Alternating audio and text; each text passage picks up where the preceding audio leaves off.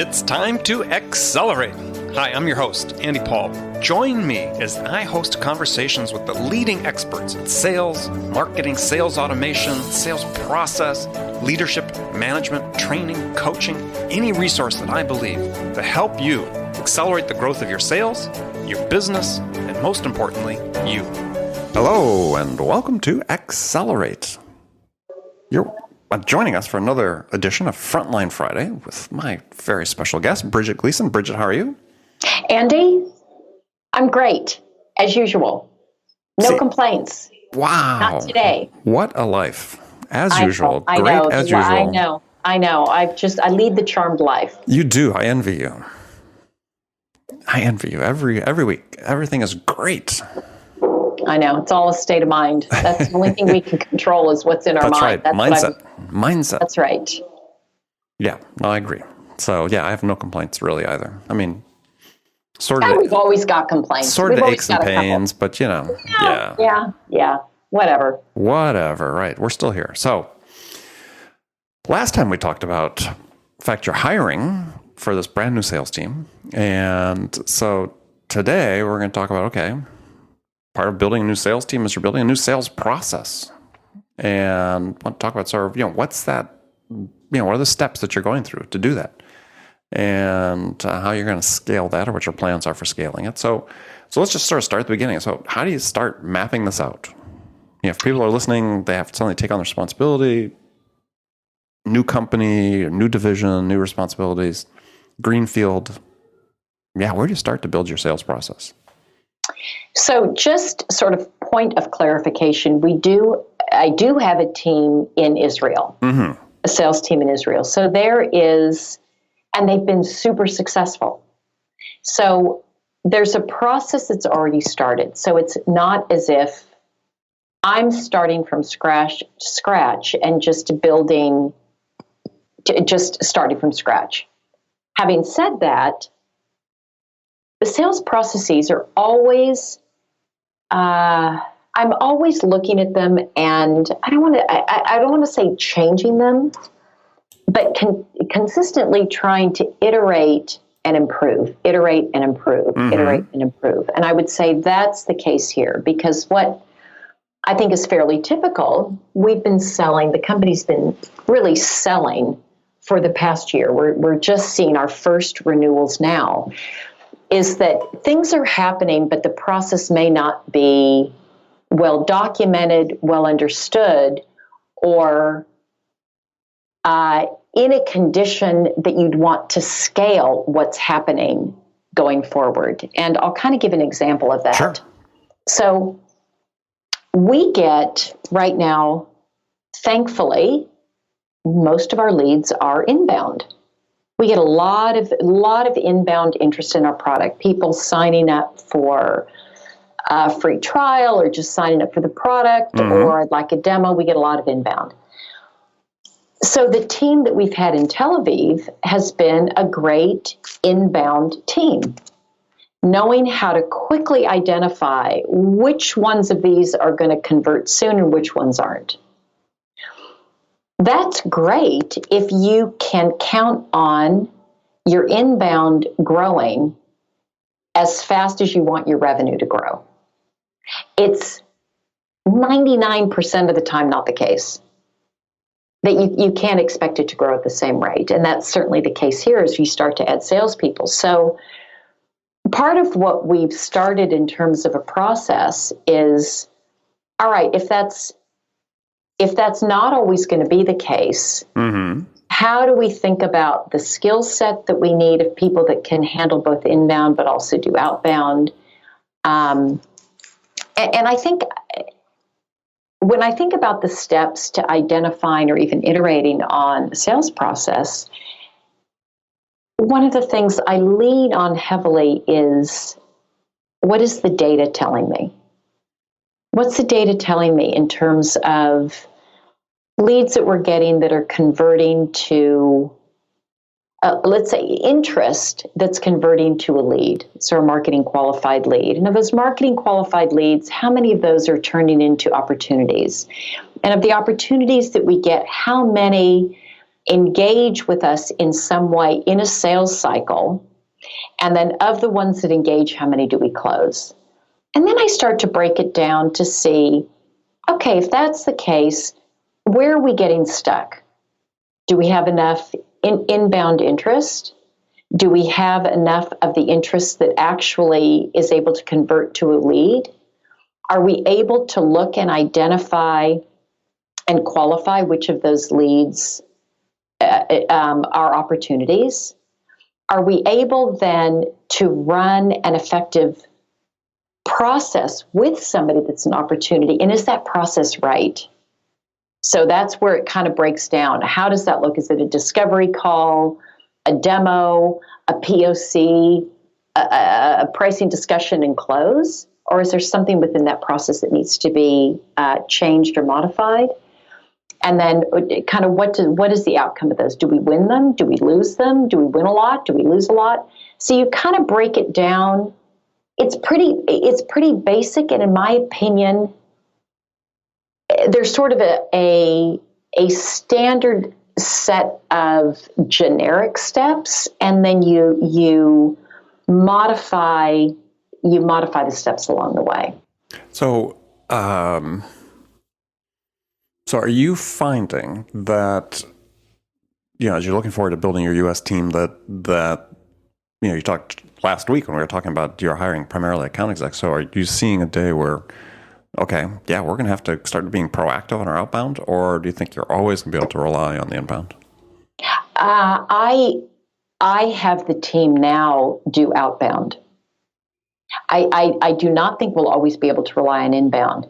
And part of it is even when the bit of data that we have is our inbound feeds a certain sector of the market, primarily the smaller deals, which is great for us. But there's also, we get occasional interest from bigger companies, and we close those. We close them. So but those don't come in through outbound. They don't come through outbound that often. Mm-hmm. I think the other thing about learning about outbound is you need to learn how to do outbound within, let's say if it's a big company, how do I learn how to go after other divisions and groups within a bigger company? So I do insist that reps are always doing a certain amount of outbound, and we don't just have our hands out saying, marketing, feed me, marketing, feed me. And I just looking at the numbers now and the growth that we want to achieve, we're going to have to do some outbound. May not be as heavy outbound as I see in other organizations, but we'll definitely always have to do some outbound. Okay, so maybe not building a huge team of SDRs to feed the hungry account execs. Yeah, and we're also looking at SDRs to help with the inbound. And the way that I think about that is we typically collect an email address, and that's about it. I mean, we don't collect a lot, and that may change, but there's a lot of research that needs to be done. Mm-hmm. And that's typically not a great way for an account executive to spend his or her time. No. And so to be able to do the automated tools to do lead enrichment don't do the level that we need if you just have a Gmail account. So having account reps, well, I'll probably start with an inbound rep so that we just are more efficient in how we process the inbound that we do get. Mm-hmm. Well, one of the mantras obviously is always about aligning your sales process to the buying process. Given that you're a relatively new company, not completely new, but relatively new, relatively limited experience in the sale of the product, do you feel like you really have a handle on what your buyer's process is? Yeah, thankfully, I came from a similar space, so I understand this market and the buyers. So I'm not; it's not brand new to me, which is helpful. Mm-hmm. Yeah, this particular sale often starts at, but not always. It often starts at sort of a a user level, but somebody often that has some level of authority. So it's not simply an end user, but it could be a manager who's going to be influential. They may even have some buying authority, but as you continue to roll it out, they've got to take it up a level. So we found it to be effective to start, whoever you start with, the first thing you have to do is you've got to bring in other people. You've got to bring in other people. And that's like one of the critical steps that needs to be done early on, because what we found is if you wait too long,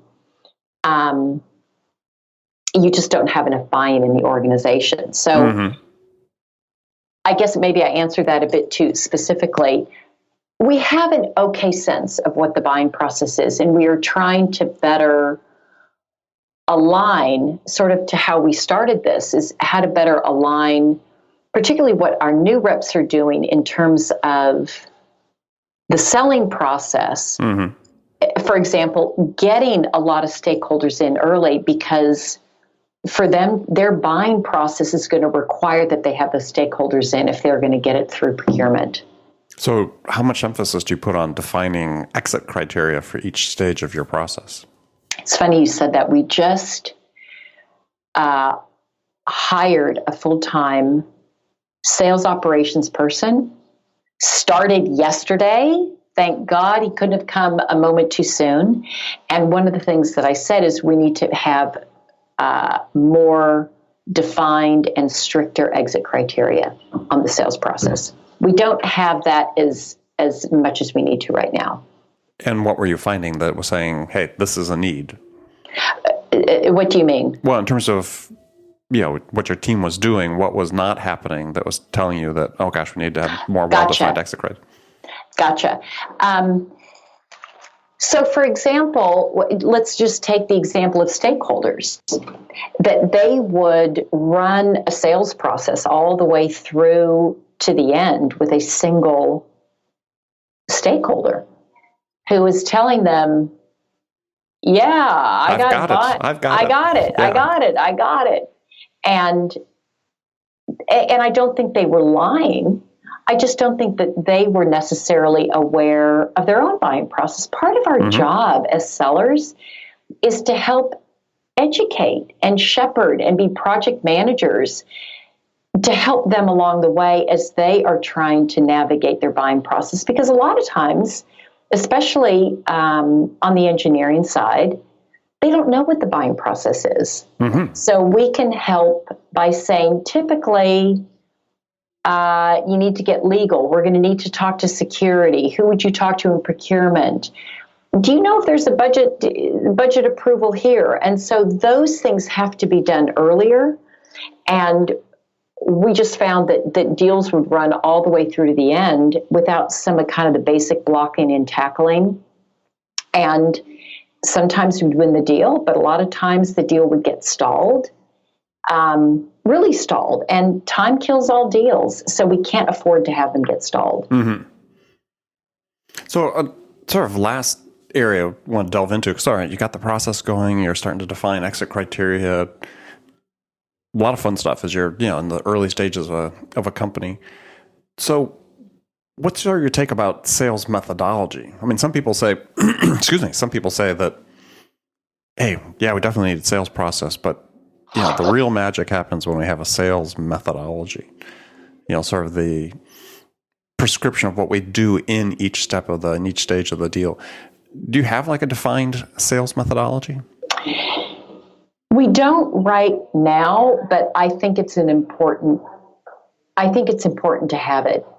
And I guess the reason I would say that's important to have it may be different, maybe or maybe not different from what you're describing, is if everybody is on the sales team is doing things the same way, thinking about it the same way, using common terminology, we learn from each other, and it kind of builds. And I'm a fan of that. Early on when I was at Xerox, for those of you that you may or may not know this, is that we had spin selling really came out of Xerox. And It wasn't the training, the 2-week training that we would have, every 6 to 8 months that was so amazing, but it was what happened back in the office that I could overhear people talking about it. I could observe what they were doing and how they were understanding the situation, identifying the problem, figuring out what are the implications of that, and then what is the final need there. I could see it in action and see, I know where they are. And I think that's where the magic is that you don't have a bunch of people doing it different ways. You have everybody doing it sort of an observable way. And it doesn't always matter to me what the methodology is around sort of a certain set that fits for your target audience. But you pick a way to do it and you stick with it. So would you say you're implementing a spin methodology? Well, I think some of them are similar. The one that I'm actually thinking about is Sandler. And the reason is because a lot of people here have already had Sandler training. And I also know Sandler as well. So that one, there's already a foundation. And I may, again, this is still early for us, but it's one of the things that that's high on my agenda is, okay, do we all sort of just congregate around this methodology and have this be the way that we think about it? Mm-hmm. Yeah, it's interesting because, there are so many different methodologies out there. How do you make that choice, when you're trying to build an organization? I'm asking, this is a question for you, is, how do you make that choice? Well, Andy, in a previous life, I also taught sales training, and I did a lot of going in. I did a lot of acting VP of sales, but I specifically did a lot of sales training. And I've studied a lot of the different training methodologies, and I think there's sort of a core set of principles and rules that are common amongst them that I don't get as hung up on the particular methodologies. Mm-hmm. That's just me. I just don't get as hung up on them. Do you? And I'd be curious as to what you think about that. Well, I'm with you. I mean, I sort of pick and choose. Yeah, and I feel the same way, that I there's certain things I like about each one, so I'm a bit of a pick and chooser as well. Yeah, I mean, I certainly agree with the whole idea that you should have a common terminology that people understand, sort of what people are thinking about and talking about, especially as an organization scales. I mean, when it's smaller, like a smaller team, if it's never going to become big, then maybe it's not as big of an issue. But yeah, as you get bigger, having that sort of common sense of what you're trying to achieve is really important. It's super important, yeah. So, it's a hard choice because it's very sort of individual preference, but I don't think there's a huge difference between any of the major ones that are out there. Yeah, I feel the same way. So last part for you is last question is you're building this team, and we're going to come back and revisit this, obviously, as we continue our series of conversations. And for people who are keeping track, I think this is our 74th time we've done this. Wow. Is it really? Yeah. So, cool. So, question about compensation. So how big of a factor is that? Last week we talked about recruiting. Yeah, how big a factor is that in terms of getting the right people on board and keeping them focused for you at the stage you're at? I think it's a factor. It's not the only factor. In fact, on my to-do list for today, I'm going to do some more. I am not inexperienced in terms of putting together comp plans, but I still feel always out of my league. They're so hard to do. It's so hard to put in the right comp plan that takes into consideration both the needs of the company as well as how do you motivate individuals. In a small company, like I would say that our compensation here is good. It's not, you're not going to come here because you think you're going to make money on your you're not going to make the most money. Let's say, and I don't even know if that's the case. You can make a lot of money here if you do well, but the real thing here is just the opportunity to be part of this great company. People are going to make their money if the company does well, and what their options end up being worth. So it's interesting. The people who I've hired, you've got to be in the ballpark. You got to pay them well, but it's not, you don't have to pay them the most. And there's some companies, because of whatever situation they're in, that they get salespeople because they offer the highest amount. I'm not trying to have the highest amount, the most in terms of dollars. But what I commit to the people who I work with is you're going to be, what you're going to learn and take away here is going to be as valuable, if not more, to anything that you're going to get from dollars in your pocket that year. So I guess my answer is it's important. It's still important. I want them to feel good about the comp they get. And so I'm always looking at it. And yet I also recognize that there's a lot they're going to get from working here that is going to be, it's going to pay off more than even the best comp plan that I could put together for them. So I'm going to still work to get the best comp plan, but I know some of the other things that they're getting, this early stage, the ability to help grow it, influence what we're doing, be a leader, be part of the team on the ground. There's some of that, gosh, you're not going to get it a lot of other places. Well, I think part of a later conversation we want to have is on another episode is around this idea of compensation and really how much of an influence it really is in terms of ultimate performance on the part of the sales reps, because the data is not clear. No, and that's something that we actually I think the data is clear. I think the data is clear that it isn't that important. Oh, okay, yeah, exactly. I mean, when we look at trends in the sales industry and sales performance across multiple sectors, the B2B spaces and so on, it's not, to my mind, it seems clear that the way we structure compensation isn't having the impact that we want. And while it certainly is beneficial for those top 5%, for everybody else though, is it really that motivating factor? Is it really, and it's like, maybe it's time to rethink how we do this whole thing, but we'll save that conversation for the next time. I can't wait. All right. I'm always thinking about it. Yeah, I'm sure you are. So, Bridget, as always, for our 74th time together. I know, we should do something special on episode number 75. Oh, okay.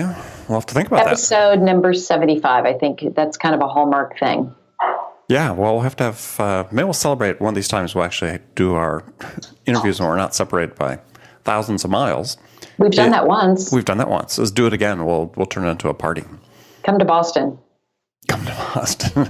Come to Boston. I can do it in Boston. Come to Tel Aviv. Come to Tel Aviv or Boston. Perfect. Send me a plane ticket, and I'll be there. You know about our plane tickets, though. You're not going to like it. But I could do it once. I mean, all right. For you, that one time. All right. That's good. I like that. All right. As always, great to talk with you. Great to talk to you also. Have a great rest of the week. You too as well. And friends, thank you again for joining us. If you have a second, please go to iTunes, subscribe to this podcast, because as you subscribe to this podcast, one of the episodes you get every Friday is Frontline Fridays with Bridget Gleason. And really appreciate also, leave a review. Let us know what we're doing well and what we could do better. So, Bridget, thanks again. As always, great to talk to you. And friends, we'll talk to you next week. Thanks for listening to the show. If you like what you heard and want to make sure you don't miss any upcoming episodes, please subscribe to this podcast on iTunes or Stitcher.com. For more information about today's guest, visit my website at andypaul.com.